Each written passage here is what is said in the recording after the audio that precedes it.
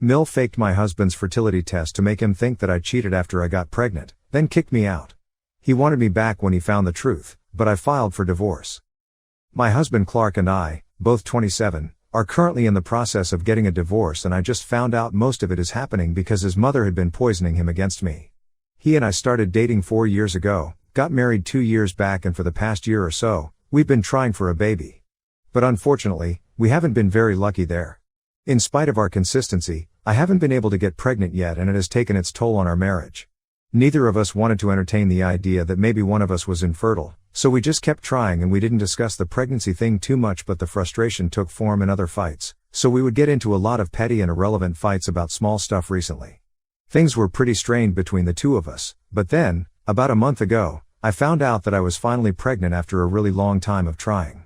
At first, both of us were really happy. We threw a party to announce it to everybody and stuff, and things were going well, but for some reason, after the party, he started acting very weird and differently. I couldn't put my finger on it, but all of a sudden, he had started shutting me out and becoming very distant, and no matter how hard I tried, he just wouldn't tell me what his problem was. And then one day, I told him that it wouldn't work if he just kept pushing me away while I was pregnant, and I said I'd rather just go and stay with my mom if he was going to keep acting like this. That set him off. He started yelling at me like crazy. He told me that he would rather have me sent away as well because he didn't even want to see my face anymore since it only annoyed him. And he kept saying that I was just like my mom, that he should have known, and when I asked him what on earth that was supposed to mean, he told me that he knew that it wasn't he who managed to get me pregnant. It must have been somebody else because he, as far as he knows, is infertile because he got himself tested a couple of weeks after finding out that we were pregnant because it seemed a little too sudden. So now, he couldn't bring himself to trust me and asked me to get out. I tried to reason with him because of course, I know that I haven't cheated on him, but he was too upset to hear me out, and I couldn't deal with this crap anymore, so I just packed my stuff as quickly as I could and got out of there. I had finally snapped, and that day, I knew that I couldn't go back to this guy since he'd literally told me I could only come back after a paternity test, or else, I could just stay away. So I spoke to my mom. I've been staying with her, and I've also spoken to a lawyer, and I have filed for a divorce. But now, all of a sudden, he wants to stop the divorce proceedings. Basically, he just found out that the results from the fertility test that he had received had been falsified, thanks to his mom. I'm not surprised that she did something like that. She's always had it in for me right from the first day. She and my mom used to know each other, since they had a couple of common friends, and she did not like my mom. When she was younger, she used to be a bit of a party animal, and according to my mother-in-law, that meant that my mom was a woman of loose character who used to get around without ever committing to anyone, and had implied that even now, she's probably gone back to her old ways now, because she's been single ever since my father passed away a couple of years ago. I'm not making this up, these are things that she has actually said to me, and since then, I haven't spoken to my mother-in-law. This happened shortly after my wedding.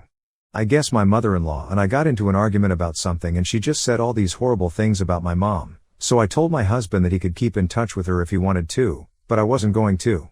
Clark did scold his mom a little for being so nasty about it, but eventually, he did keep in touch with her, and I should have left him then and there because it's very clear that he did not respect me or my family even back then. If he had, his mom wouldn't have been able to influence him so easily because apparently, from whatever I've been told, she is the one who planted the idea into his head that I might have cheated on him because, at the end of the day, I still am my mother's daughter.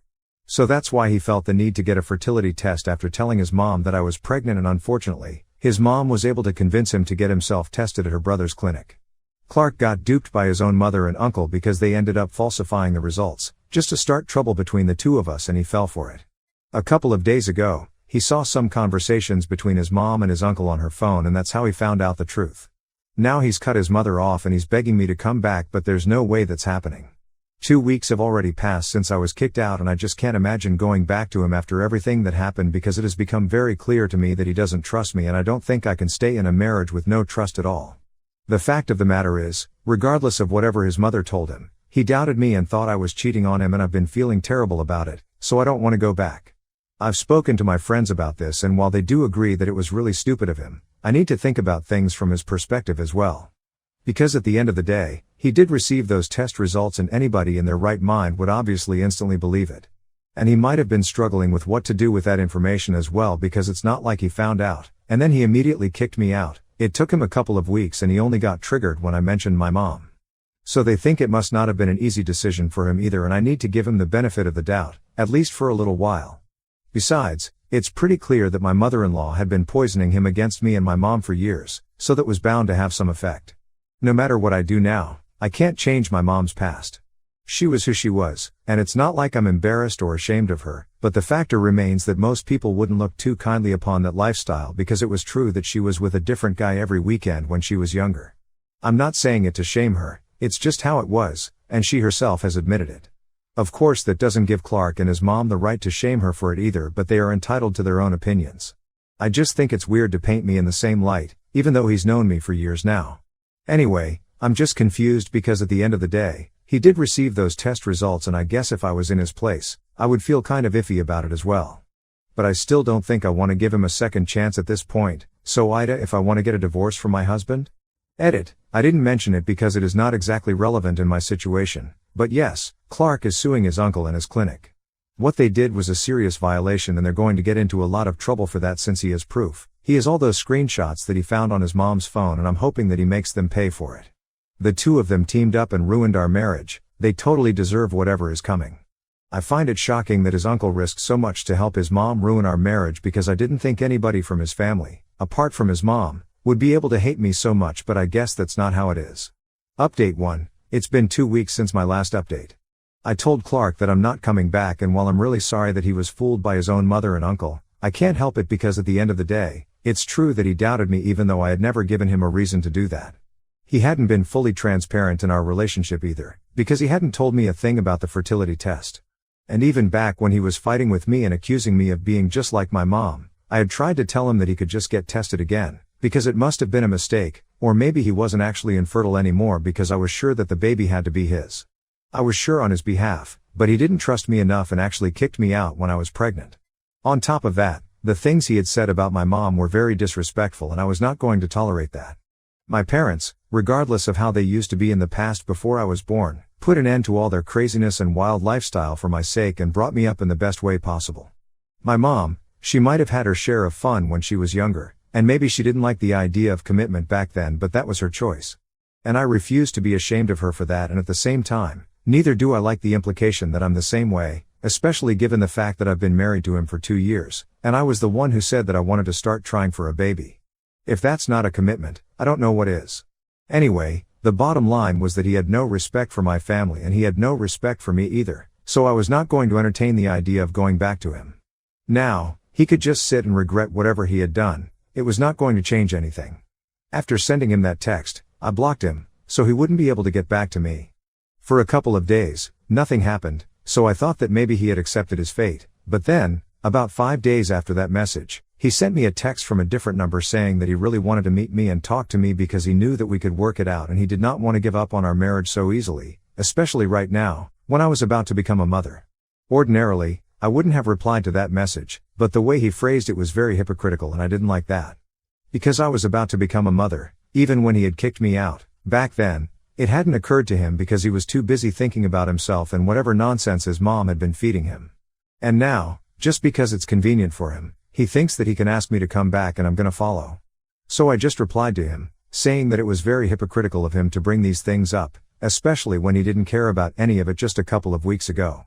I was about to block him again, but before I could do that, he replied to me saying that he knew that he had messed up, but he was also going through a lot right now because he had just realized that his own family had ruined his marriage and I needed to cut him some slack. I couldn't believe that, even after everything that had happened, he was still so ready to believe that he was the victim in the situation, as if he had no free will of his own. So I ended up calling him on the phone number because I really wanted to give him a piece of my mind and I didn't care if that was going to make the drama worse, I just wanted to vent out my feelings. When he picked up, I immediately put him on blast. I told him that it was not just his family who had ruined his marriage, he also had a huge role to play in that. Without his consent, none of this could have happened, and he can't stay in denial of that.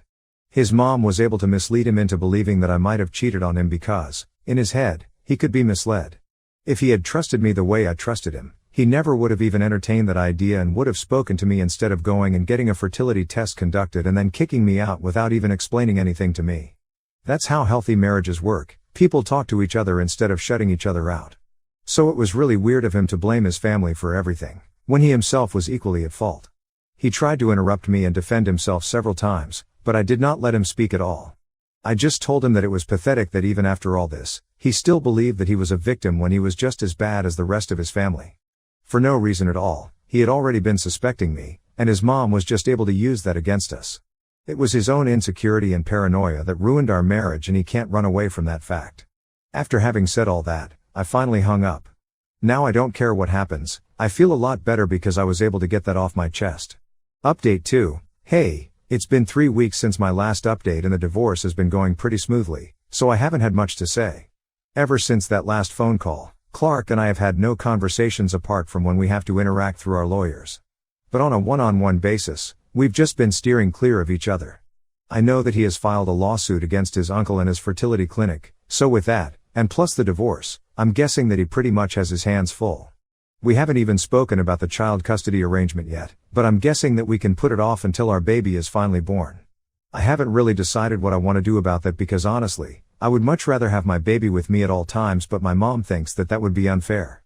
At the end of the day, regardless of how he was as a husband, he might prove to be a good father, and if there's any chance that our baby can have a good normal life in spite of the current circumstances, I should take that chance. So I don't know, I might have to share custody with him, but I know for a fact that when the baby is too young, I'm gonna be able to spend as much time as I want with him or her. For now, that's my only consolation.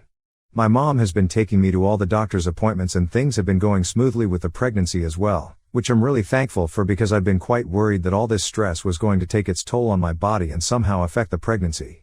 But I guess my baby and I are made of stronger stuff than I thought, so things are going well for now. Even then, all that said and done, I do find myself feeling quite disappointed occasionally that my baby is not going to have the kind of life that I had. I know that lots of babies are born into divorced families and they turn out completely fine. I don't have anything against the idea, but I don't know, I just hope that maybe my baby would have both parents working as a team. So I do feel bad about the divorce, but it's too late to turn back now, and even if it wasn't, I don't think it would be a good idea because clearly, Clark and I don't work well together. I think my baby would rather have 2 good parents who work separately than one bad team screwing everything up. At least that's what I tell myself so that I don't feel too disappointed about what's going on because the guilt is real. I feel like I'm taking away my chance at having my baby's happiness or something. It's weird because I know that I'm technically doing the right thing for all of us, but I don't know, it's not that easy. Update 3. Hi, so in my last update, I had been talking about sharing custody with Clark. And now that we are almost at the end of the month waiting period before our divorce can be finalized, he asked to speak to me in person after our meeting today, without our lawyers. I agreed because I knew that this was going to be about the custody arrangement, and once we were seated in the nearby coffee shop, he told me that keeping the divorce and all our disagreements aside, we still had to come to a common ground about how we would raise our child. He said that we could take a breather for a couple of months because we just got done with the divorce and everything. And then, we could start discussing the custody arrangement, but before that, he just wanted to speak to me in person so we could see if we were both on the same page or not, so as to avoid any complications in the future. I told him what I wanted, that I wanted the baby to spend the most time with me in the initial stages because I felt like, at that time, the presence of the mother was most important. And he could keep visiting me whenever he wanted to. I was not going to stop him, and he could spend as much time as he wanted to with the baby. He would only have to leave for the night. I was going to be staying with my mom, so I would have all the help that I needed, and I wasn't too worried about doing everything on my own. He seemed fine with that idea, and then, he told me that once the baby was a little older, then we would have to share custody and maybe the baby could spend half the week with me, and the other half with him.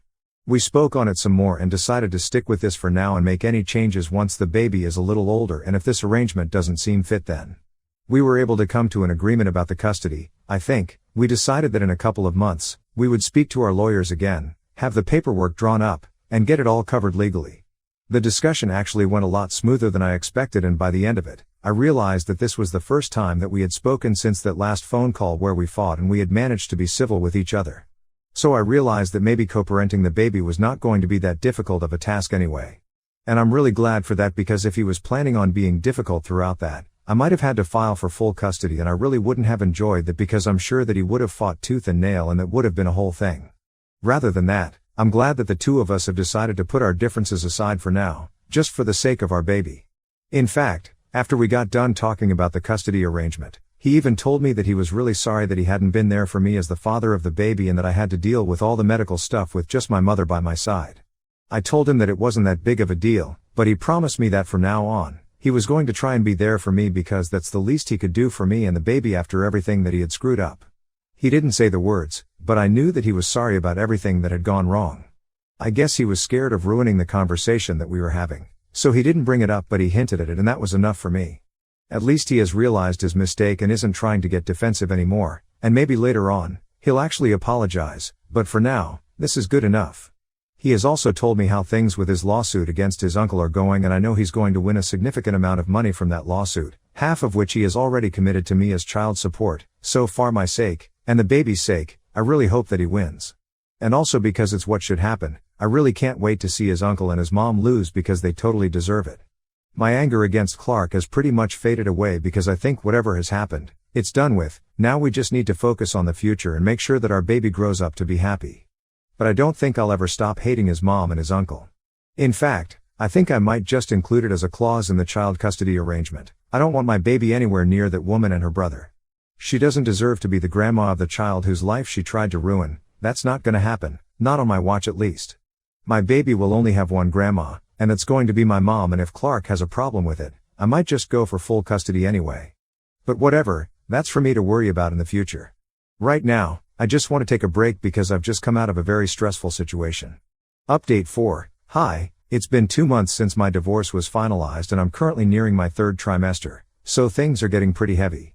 So far, Clark has lived up to whatever he had promised when we went out for coffee and has been pretty diligent in attending my appointments with me. He has also been coming over quite frequently since the baby has started kicking, and he wants to interact with the baby, which he is welcome to do. The first couple of times that he came over, my mom steered clear of him for obvious reasons, because she knew whatever he and his family believed about her and it was quite disrespectful, so she did not want to interact with him. But by the 3rd time he came over, he actively sought her out and apologized to her and told her that he was really sorry for falling for whatever his mom had been feeding him, and he knew that whatever he had believed about her was wrong, and he was really ashamed of himself for allowing his mom to get into his head. He also apologized to me, on the same day, and told me that, even though he knew that we couldn't go back to the way we used to be, he would at least like for all of us to put our differences aside, and now that he was openly addressing the problems, he wanted just one chance from all of us to prove that he was not a horrible guy, that he had just been misguided, and I didn't see the harm in that. We would have to co-parent our baby together anyway, so I had pretty much already forgiven him and didn't hold any grudges. And my mom also seemed fine with it, so that was that. Recently, I also spoke to him about what I had been thinking, and I told him that I did not want his mom or his uncle anywhere near our baby at any point in time, even if he decided to patch things up with them in the future. And I wanted that in writing, in the child custody arrangement. I thought that I was going to find it difficult to get him to agree to that, but luckily, he didn't put up much of a fight. In fact, he didn't put up a fight at all. He just told me that he could understand where that was coming from, and he was completely fine with it because right now, he's not on speaking terms with either of them. And even in the future, it seems unlikely that he's going to be able to patch things up with them, mostly because he doesn't want to. So that was a huge relief, and with that out of the way, we have decided to go ahead and speak to our lawyers, and have the paperwork drawn up to sign off on the custody arrangement soon. Update 5. Hey, guys. So last week, I finally welcomed my baby girl into the world, and she's beautiful. The labor was so long that I almost lost count, but, thankfully, my mom was there with me every second, and even Clark showed up at the hospital as soon as I went into labor. When they finally handed over my daughter to me, it was all totally worth it. For the past couple of days, Clark has been staying with us and has been helping me and my mom out with everything. He's been sleeping on the couch and hasn't complained about anything, and I'm really grateful that he's here to help out. He seems very happy and excited about being a father, and right now, even though there are no feelings involved, we are both thrilled to be parents. Divorced or not divorced, I'm more than sure that my daughter is going to have a wonderful future. We are going to make sure of it.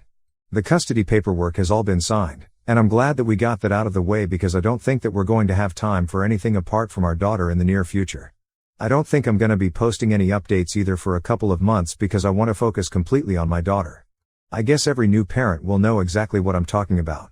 So I'm guessing this is it for now, but before I log out, I just want to take a moment to thank everyone for the lovely comments that so many of you have left for me, and please continue to shower us with blessings.